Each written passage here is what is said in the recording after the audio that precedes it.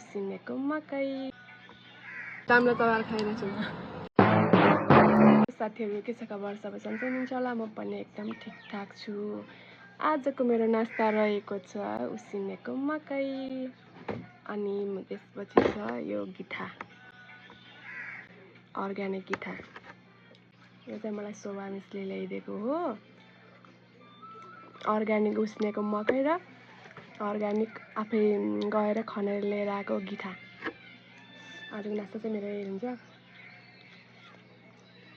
यस्तो खानुपर्छ र यो अलि खोर्सानी मिल्दो रहेछ त्यही भएर।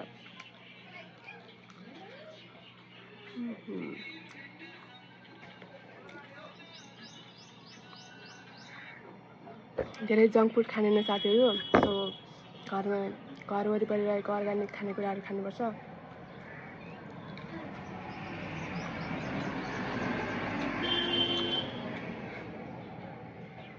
मिठो छ।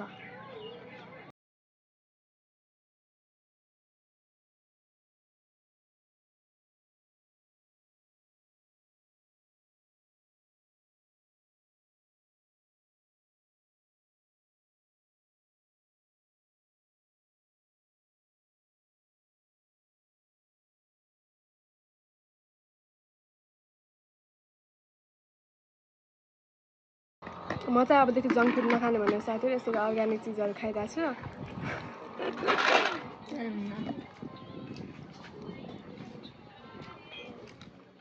जङ्क फुडले धेरै बिगार्दो रहेछ कि स्वास्थ्यलाई, अनि मोटोपन पनि बढाउँदो रहेछ। सो अर्ग्यानिक चिजहरू चाहिँ यसरी खानुपर्छ।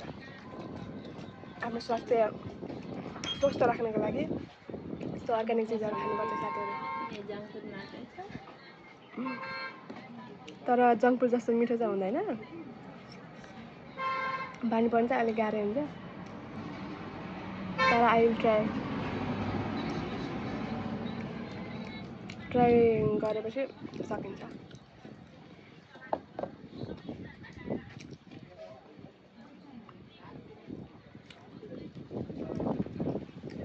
हजुरहरूलाई पनि यस्तै गिटारहरू चाहिएको छ भने सम्पर्क गर्न साथीहरू।